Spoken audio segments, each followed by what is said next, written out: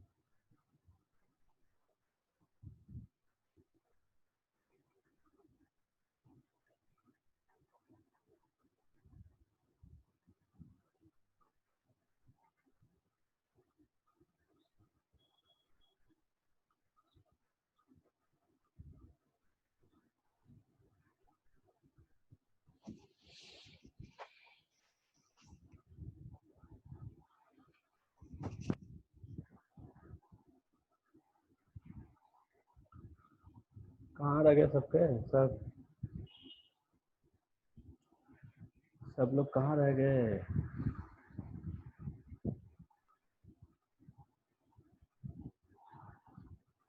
आप लोग कोई डाउट है लास्ट लेक्चर से तो पूछ लीजिए जब तक बाकी लोग ज्वाइन करते हैं।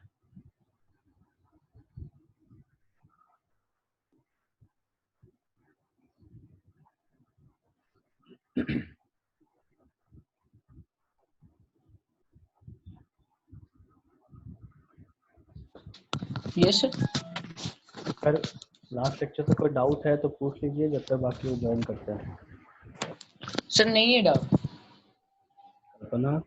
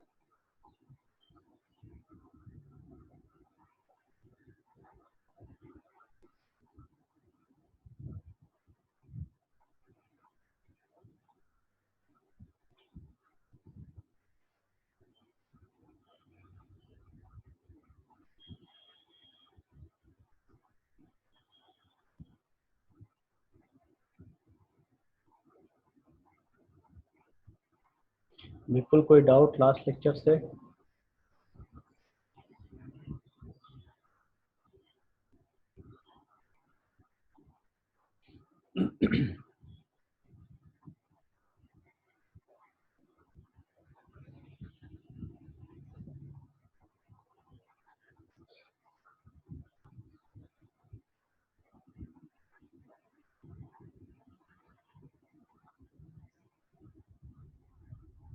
असाइनमेंट हो गया सबका? असाइनमेंट सबका बन गया?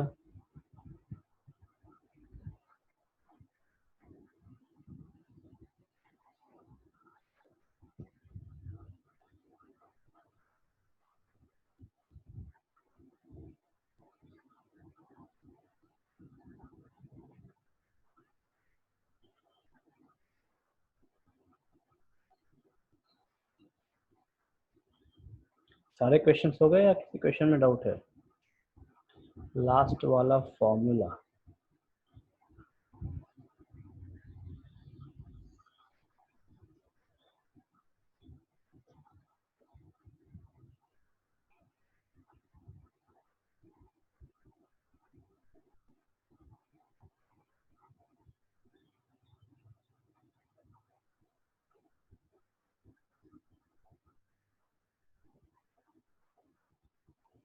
तो लास्ट वाला फॉर्मूला हमने सिर्फ कन्वर्जन देखा है, ठीक है। इसमें यहाँ पे देखिए, फर्स्ट वाला जो फॉर्मूला है इसमें क्या दिया है आपको, डेल्टा एक्स और डेल्टा पी, ठीक है। एक आपका पोजीशन है और एक आपका मोमेंटम है।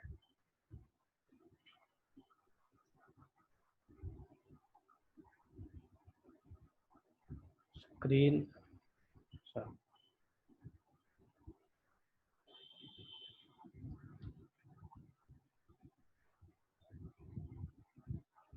अभी दिख रहा?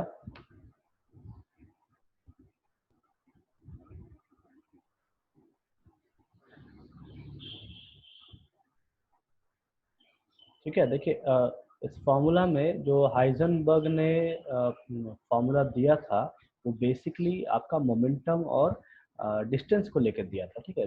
जो पोजीशन है उसको लेकर दिया था, लेकिन इसको चेंज किया गया, मतलब जैसे न्यूमेरिकल पोर्शन जो होता है ना, न्यूमेरिकल्स में आपको कुछ भी पूछ सकते हैं, ठीक है। तो इस फॉर्मूला को कैसे हम बदल सकते हैं, अभी मोमेंटम जो है उससे मास और वेलोसिटी दोनों रिलेटेड है, तो इस वजह से मोमेंटम को बदल दिया गया।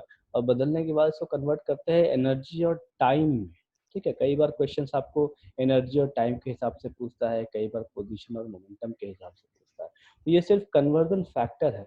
अब इसमें देख लो कन्वर्जन में कैसा है, इस फॉर्मूला को देखिए, मोमेंटम को मास एंड वेलोसिटी लिखा गया, ठीक है, मास एंड वेलोसिटी लिखा गया, और सिर्फ मास को उठा के यहाँ से हमने लेफ्ट से राइट साइड में किया। अभी चूंकि डिस्टेंस है, देखो वेलोसिटी, डिस्टेंस और टाइम ये सब रिलेटेड है। वेलोसिटी का अगर फॉर्मूला हम देखें तो डिस्टेंस बाय टाइम हम लिखते हैं, ठीक है। तो इस यहाँ पे जो डिस्टेंस है डेल्टा एक्स, उसको मल्टीप्लाई भी किए और डिवाइड भी किए, दोनों चीज किए, ठीक। तो कोई तो फर्क पड़ना नहीं चाहिए इक्वेशन में, और उसके बाद इसको कन्वर्ट किया गया है एनर्जी और टाइम में। अभी x बाई वी मतलब अगर वेलोसिटी हम देखें तो डिस्टेंस बाय टाइम होता है, तो वहां से हम डिस्टेंस बाय वेलोसिटी निकालेंगे तो हमको टाइम मिलेगा, ठीक। सिर्फ कन्वर्जन फैक्टर, देखो यहाँ लिखा है मैंने already conversion factor, E is equal to M V square, मतलब एम सी स्क्वायर, जो आइंस्टीन का इक्वेशन हमने फर्स्ट चैप्टर में पढ़ा था। उसके बाद momentum P is equal to M V, ठीक। तो इस हिसाब से एनर्जी में इस ई को और इस एम भी को अगर हम रिलेट करेंगे तो हमको एक रिलेशन निकल के आएगा, E is equal to P V, ठीक है। और चेंज इन एनर्जी, जैसे ये हमारा एनर्जी है किसी भी खास पॉइंट पे, तो अगर दो पॉइंट पे एनर्जी लिया जाए और दोनों पॉइंट का जब एनर्जी की हम बात करें तो उसमें चेंज इन एनर्जी क्या होगा, तो उसे हम डेल्टा ई से डिनोट करते हैं, ठीक। तो delta E is equal to delta P into delta V. मतलब यहाँ पे फर्स्ट इक्वेशन में जो हमने पोजीशन और मोमेंटम के लिए देखा था अनसर्टेनिटी, अब हमको यहाँ पे क्या मिल जाएगा, हमको एनर्जी के लिए अनसर्टेनिटी मिलेगा और टाइम के लिए अनसर्टेनिटी मिलेगा, ठीक है। यही है हमारा कन्वर्जन फैक्टर। तो एग्जाम में आपको हो सकता है वेलोसिटी दिया रहे, देन वेलोसिटी दिया रहे, मास दिया रहे, टाइम दिया रहे, उसके बाद आपको अनसर्टेनिटी निकालने बोले, जैसे अब मैंने आपको असाइनमेंट में दिया था, ठीक है। तो उस टाइप के क्वेश्चंस आपके रहते हैं। चलिए आगे देखते हैं, difference between electromagnetic wave and matter wave, दोनों में फ़र्क क्या है। ये नॉर्मली डिफरेंस है जो एग्ज़ाम में, खासकर बोर्ड एग्ज़ाम में पूछे जाते हैं। एक बार सभी पॉइंट्स को आप रीड आउट कीजिए, सभी पढ़ा है हम लोगों ने, रीड आउट कीजिए, कोई डाउट है तो पूछ लीजिए उसके बाद। तो सभी पॉइंट्स हमने पहले ही डील किया है, देखो फिर आप रीड आउट कर लीजिए।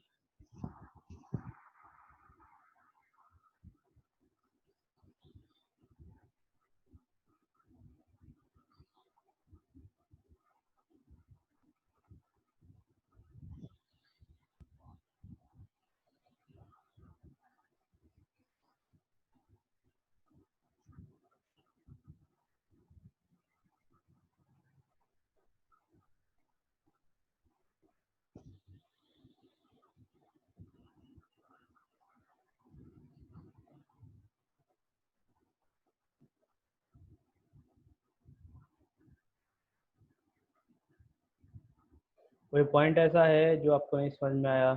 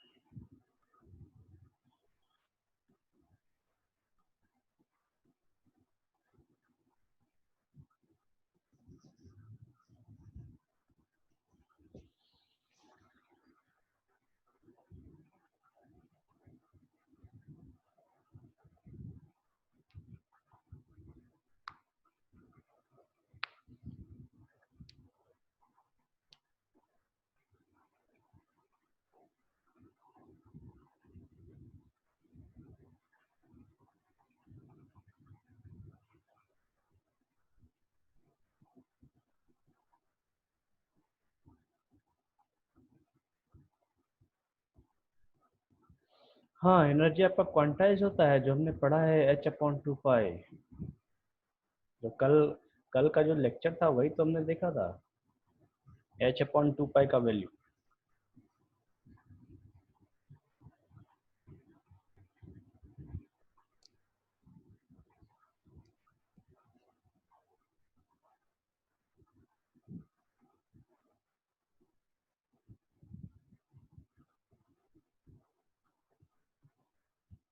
सबका हो गया?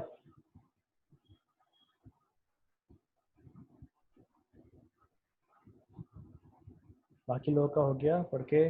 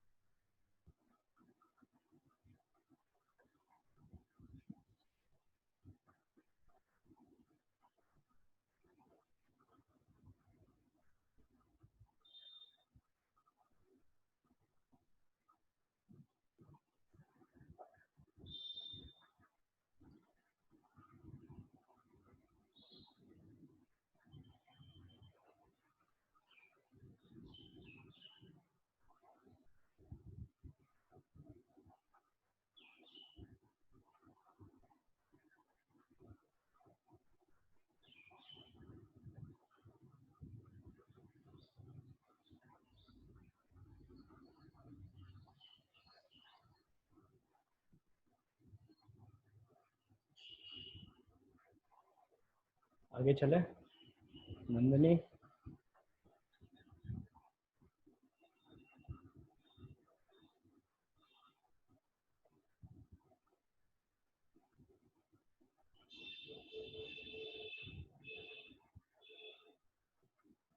देखिए, ये डिफरेंस है। रूपम, आपने भी लेट से ज्वाइन किया है। ये डिफरेंस है इलेक्ट्रोमैग्नेटिक वेव और मैटर वेव का, जो स्पेशली बोर्ड एग्जाम में पूछा जाता है। ठीक है, कुछ डिफरेंस है। मैं नोट्स अपलोड करूंगा व्हाट्सएप पे, तो आप देख लेंगे। कोई डाउट होगा तो पूछ लेंगे। ठीक है, फिलहाल मैं आगे चल रहा हूँ नेक्स्ट टॉपिक पे। ठीक है, नेक्स्ट टॉपिक है हमारा quantum mechanical model of atom, या फिर क्वांटम नंबर्स। ठीक है, अब सबने प्लानिटरी सिस्टम देखा है। हम सबने मतलब ये पढ़ा है बचपन से कि सन है, सन के चारों साइड में हमारा प्लैनेट्स होता है, अर्थ, मरकरी, वेनस, ये सब होते हैं। और उसी तरीके से इलेक्ट्रॉन और न्यूक्लियस को डिफाइन किया गया। ठीक, तो क्वांटम मैकेनिकल मॉडल जो है, या क्वांटम नंबर जो है, ये बेसिकली हमें एक इलेक्ट्रॉन के होने की संभावना को बताता है। ठीक है, चलिए अब देखते हैं। बोर्ड दिखेगा तो आप, बोर्ड दिख रहा है सबको, बोर्ड विजिबल है?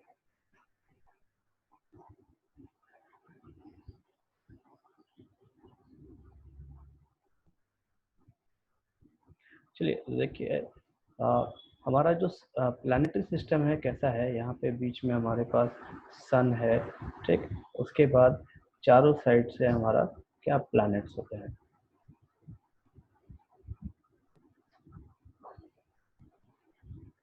इस टाइप से हमारे प्लैनेट्स होते हैं चारों साइड से, और वो सन के चारों साइड से ऐसे रोटेट करते रहते हैं, ठीक।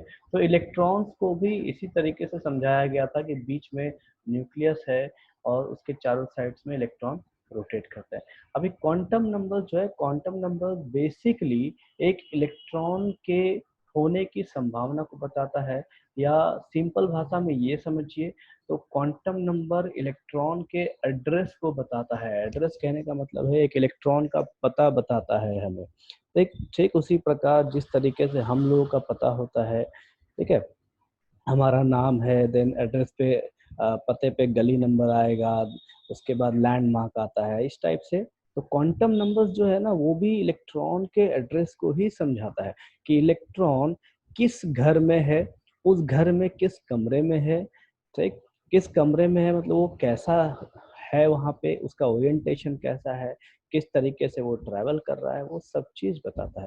चलो एक इसमें हम देखते हैं, मान ली यहाँ पे जैसे हम देखो हमारा यहाँ पे एक प्लेनेट है, जैसे ये अर्थ हो गया, ठीक है।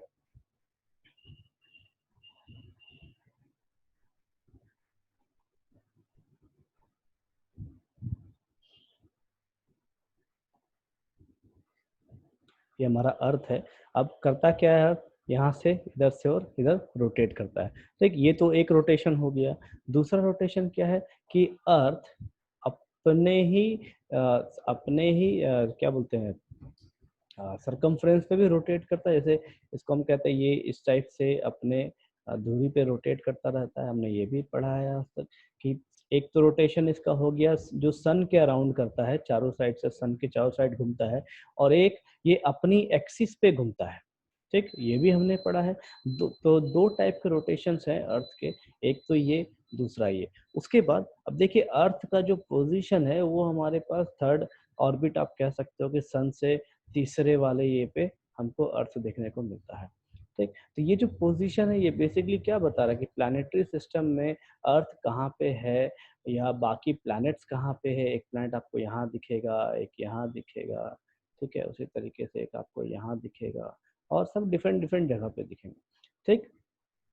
अब देखिए यहाँ पे इसी चीज को देख के उसको इलेक्ट्रॉनिक सॉरी क्वांटम नंबर्स को बताया गया था। अभी क्वांटम नंबर अगर इससे रिलेट करें तो देखो हमारे पास क्या है, सेंटर में न्यूक्लियस, ठीक है, न्यूक्लियस के साइड पे हमारे पास सेल्स हैं या ऑर्बिट है। अब यहाँ पे इलेक्ट्रॉन होगा, ठीक, उसी तरीके से जो यहाँ पे ऑर्बिट होगा, यहाँ पे उसका यहाँ पे इलेक्ट्रॉन कहीं होगा, ठीक है। उसके बाद जो नेक्स्ट सेल होंगे उसके में इलेक्ट्रॉन होंगे, देन नेक्स्ट सेल होंगे तो इसके में इलेक्ट्रॉन होंगे। अभी चलिए हमने क्या पढ़ा है कि हमारे पास सबसे पहला ऑर्बिट है, देन इसके बाद हम इससे पहले एक चीज देखे थे, सोमरफील्ड ने बताया था ऑर्बिटल्स के बारे में, ठीक, सोमरफील्ड ने हमें ऑर्बिटल्स के बारे में बताया था, ठीक है। तो इस चीज से हम एक चीज समझ सकते हैं कि भाई इलेक्ट्रॉन तो है, लेकिन इलेक्ट्रॉन कहाँ रहता है, तो इस ऑर्बिटल्स में जाके रहता है। तो हम ऐसा कह सकते हैं कि ये जो ऑर्बिट है, ये ऑर्बिट हमारा एक तरह से ये हमारा क्या हो गया, हाउस, जो हमारे घर का जो एड्रेस है उसमें से ये हमारा घर हो गया, ठीक। अब इस घर के अंदर आपको कमरे देखने को मिलते हैं, तो आप ये कह सकते हो कि जो ऑर्बिटल्स है ये हमारा क्या है, रूम है। तो एक तरीके से ये जो है ये इलेक्ट्रॉन्स के होने की संभावना बताता है, इलेक्ट्रॉन्स कहाँ पे है, किस जगह में है, उस चीज को समझाता है quantum numbers.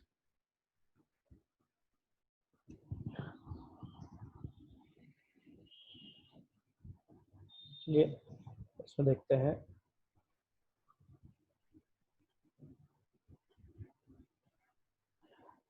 This concept deals with the probability of locating an electron. देखिए यहाँ पे शब्द प्रोबेबिलिटी यूज किया गया है। प्रोबेबिलिटी मतलब संभावना, क्या संभावना है इलेक्ट्रॉन के कहाँ होने की। अभी इलेक्ट्रॉन जो है वो कंटिन्यूसली रोटेट करते हैं न्यूक्लियस के चारों साइड में, और काफी छोटा पार्टिकल है, ठीक है। इस वजह से ये शब्द हम यूज करते हैं probability of locating an electron, मतलब इलेक्ट्रॉन के होने की संभावना कहाँ है और कितनी है, क्योंकि हर जगह में इलेक्ट्रॉन हमेशा पाया नहीं जाता। The boundary is termed as electron cloud और orbitals as shown in figure. अब देखिए यहाँ पे मैंने आपको कोऑर्डिनेट दिखाया है एक्स, वाई और जेड।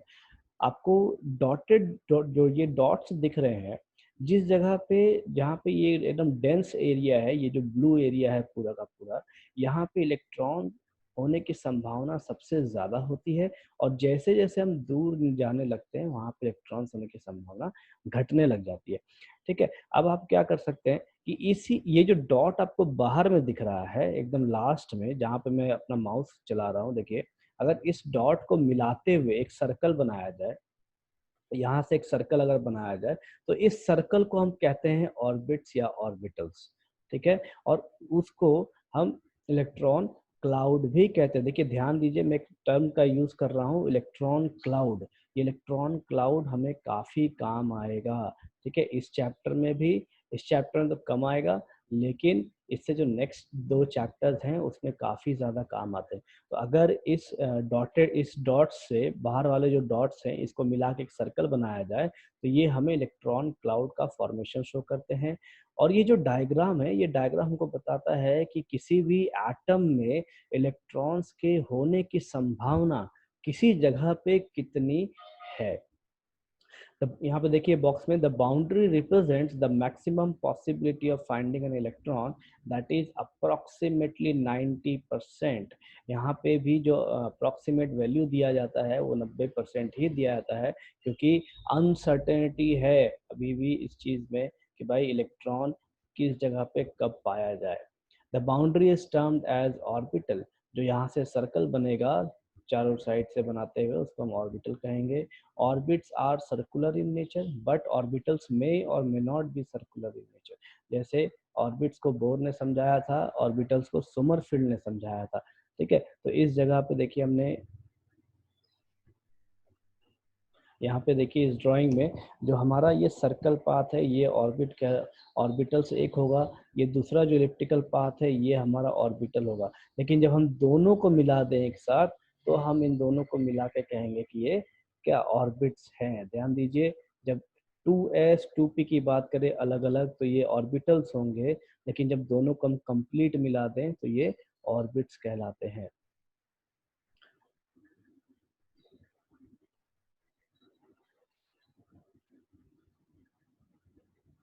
देन उसके बाद एक एक थ्योरी आई थी, एक साइंटिस्ट हैं श्रोडिंगर, ठीक है। श्रोडिंगर एक साइंटिस्ट हैं जिन्होंने वेव इक्वेशन दिया था। देखिए आपके एनसीईआरटी बुक में आपको जो इक्वेशन देखने को मिलेगा वो ये वाला इक्वेशन देखने को मिलेगा, जहां मैंने हाईलाइट किया है ये वाला इक्वेशन देखने को मिलेगा, ठीक है। लेकिन इसका जो सॉल्व इक्वेशन है, जो सॉल्व इक्वेशन आता है वो ये इक्वेशन है, ये इक्वेशन नंबर 1।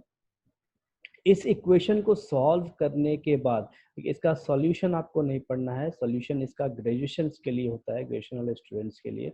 तो इसको सॉल्व करने के बाद यहाँ पे एक्स कोऑर्डिनेट, वाई कोऑर्डिनेट और जेड कोऑर्डिनेट के हिसाब से हम देखते हैं कि तीनों कोऑर्डिनेट्स के हिसाब से इलेक्ट्रॉन का पोजीशन क्या है। अभी देखिए तीनों कोऑर्डिनेट्स क्यों यूज करते हैं, क्योंकि अभी मान लो हमने अगर कुछ बनाया है, सपोज करो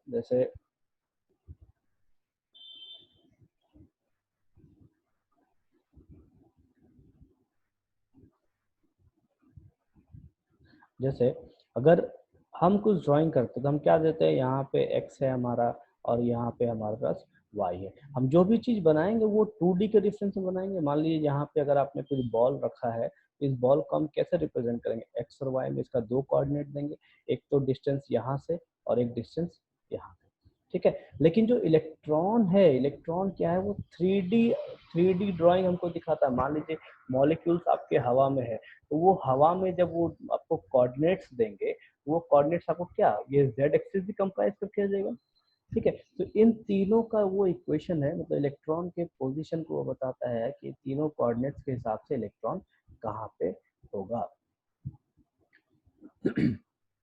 और इसी इक्वेशन को सॉल्व करने के बाद देखिए, क्वाड्रेटिक इक्वेशन आप सबने पढ़ा है क्या सबको? क्वाड्रेटिक इक्वेशन पढ़े हैं आप कभी 10th में? 10th में है आपको क्वाड्रेटिक इक्वेशन?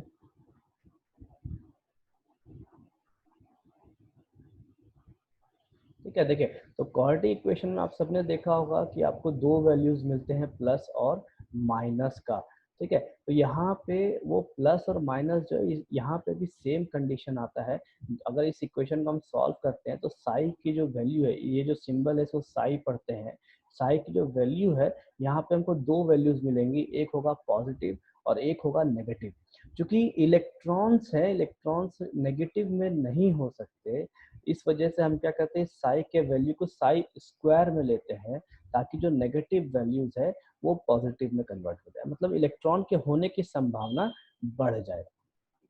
देखिए क्या क्या है, X Y Z are the coordinates of electrons, psi is a wave function जिसको आइगन वैल्यूज भी कहते हैं, M is mass of electron, H हमारा प्लैंक्स कांस्टेंट है, ई हमारा टोटल एनर्जी और वी हमारा पोटेंशियल एनर्जी है। इसके बाद D square psi upon D X square, D square psi upon D Y square and D square psi upon D Z square. ये derivative है, double derivative है साई का एक्स वाई और जेड कोऑर्डिनेट में। Derivative आप मैथ्स में पढ़ेंगे, ठीक है, वहां पे आपको सर पढ़ाएंगे मैथ्स वाले कि डेरिवेटिव्स कैसे निकालते हैं, कैसे देखते हैं।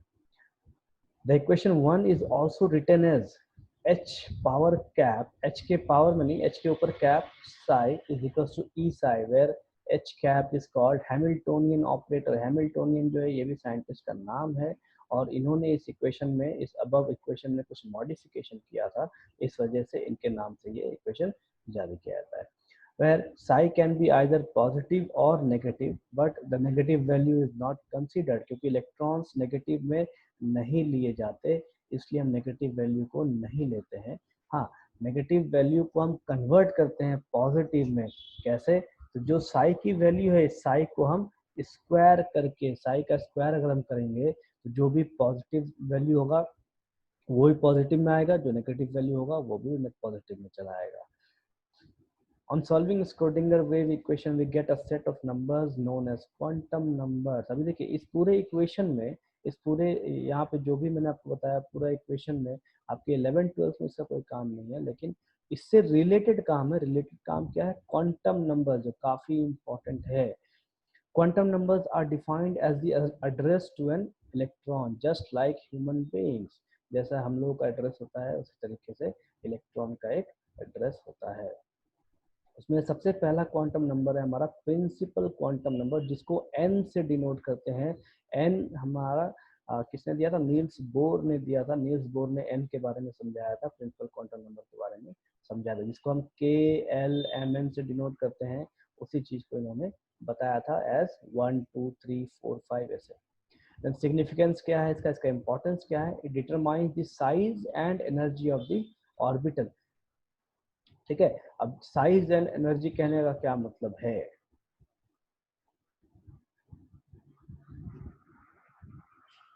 देखिए, साइज एंड एनर्जी कहने का मतलब है कि न्यूक्लियस से, न्यूक्लियस है ये हमारा पहला सेल, ये हमारा दूसरा, ये हमारा तीसरा, देन चौथा, और ऐसे करते करते हम कहाँ तक जाएंगे?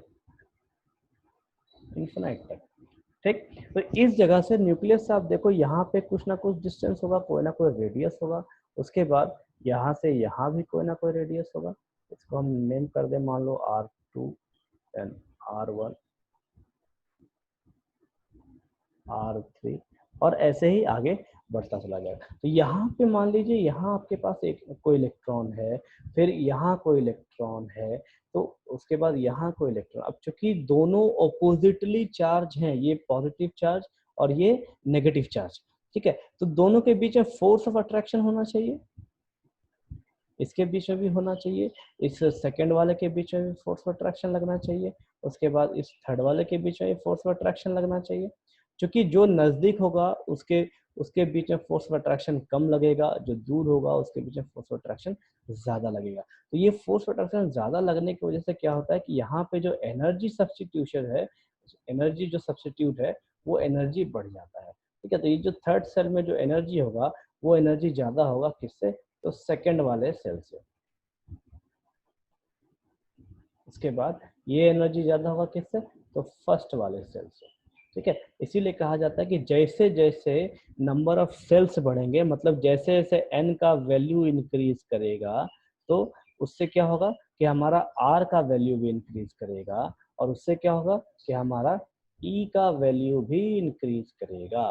ठीक, जैसे जैसे एन बढ़ेगा मतलब नंबर ऑफ सेल्स बढ़ते जा रहे हैं, first cell, second cell, third cell, fourth cell, तो वैसे वैसे रेडियस भी बढ़ता चला जाएगा, और वैसे वैसे साइज ऑफ एटम भी बढ़ता चला जाएगा। जैसे जैसे एन बढ़ेगा वैसे वैसे साइज ऑफ एटम बढ़ेगा, वैसे वैसे हमारा एनर्जी भी बढ़ेगा। ठीक है, अभी तक कोई डाउट किसी को, यहाँ तक किसी को कोई डाउट है?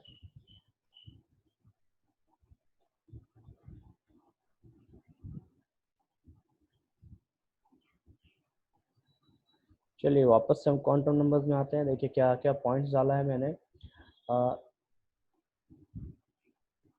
सबसे पहला जो नोट लिखा है, नोट को देखिए। For hydrogen for hydrogen and hydrogen like species, orbital size and energy depends only on n, मतलब principal quantum number, number of shells पे डिपेंड करता है। But for multi electron species, orbital energy depends on both n and l. ये l क्या है, L हम इसके next वाले टॉपिक में पढ़ेंगे।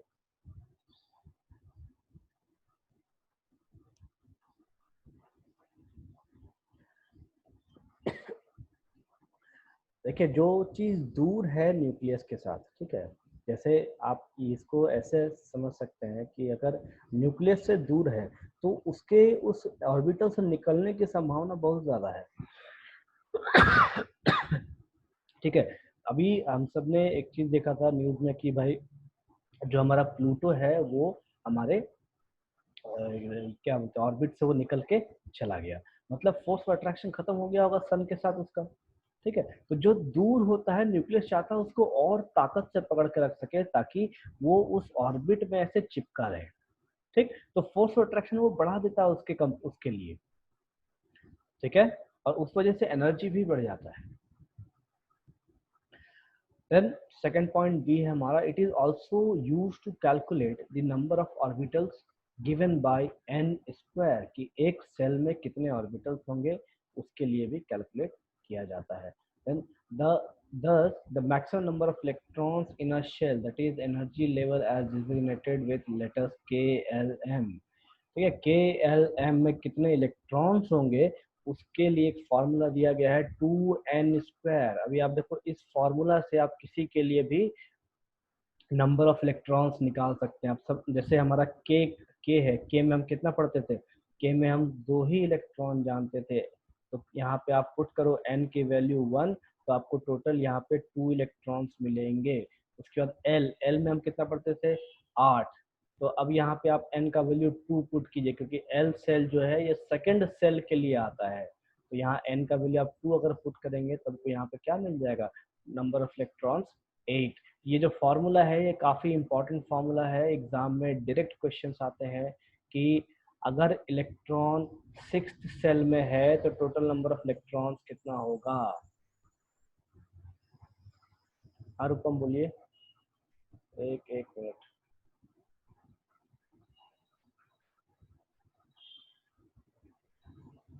बोलिए।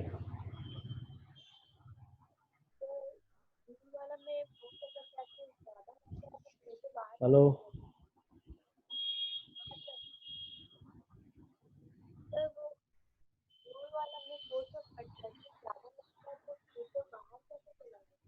रूल नंबर,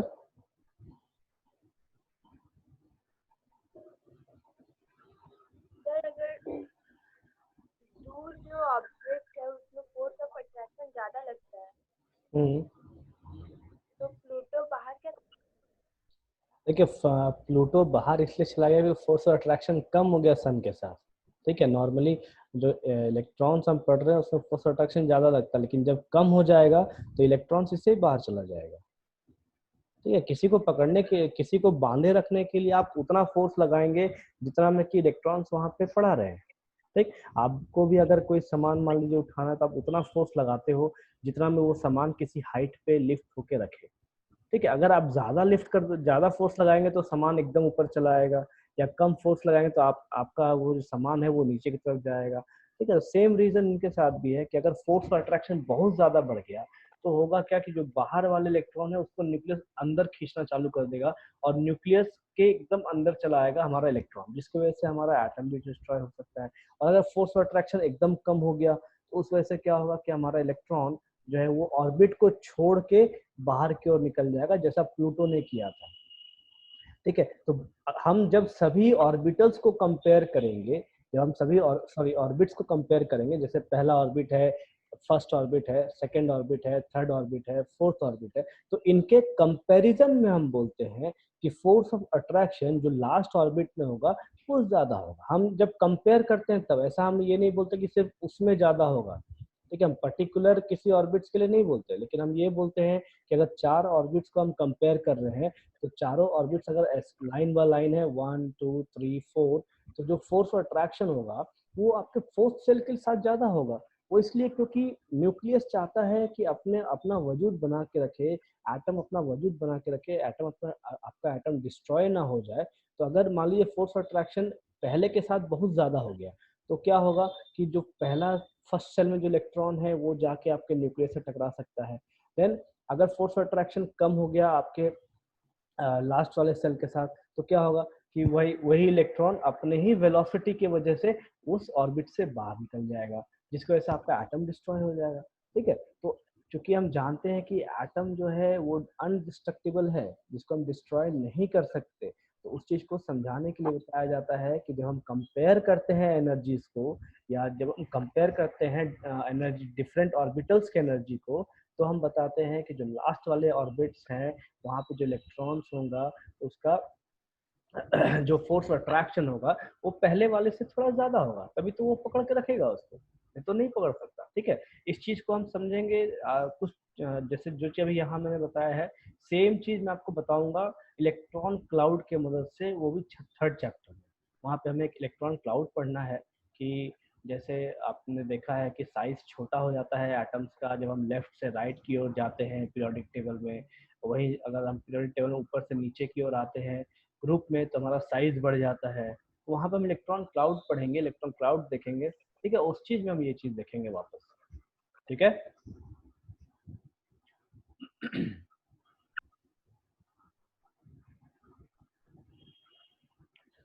चलिए नेक्स्ट देखते हैं। देखिए नेक्स्ट में वही लिखा है मैंने, एज वी हैव एक minute, as we have learned in Bohr model, increasing n increases the energy of electron, मतलब जैसे जैसे n बढ़ेगा वैसे वैसे इलेक्ट्रॉन का एनर्जी बढ़ेगा। इसी वजह से जो हमारा फर्स्ट सेल का जो एनर्जी होगा वो सेकंड से कम होगा, सेकंड का जो एनर्जी होगा थर्ड से कम होगा, थर्ड का जो होगा वो फोर्थ से कम होगा, और ऐसे ही बढ़ते चले जाएगा। Also we have learned that size of the energy cells increases with increasing n, मतलब जैसे जैसे n बढ़ेगा वैसे वैसे हमारा रेडियस भी बढ़ेगा और एटम का साइज भी बढ़ेगा।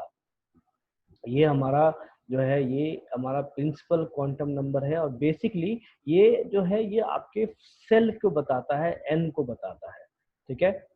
चलिए इतना आप रिवीजन कीजिए, इसके बाद बाकी हम कल देखते हैं क्योंकि क्लास भी आपका खत्म होने वाला है।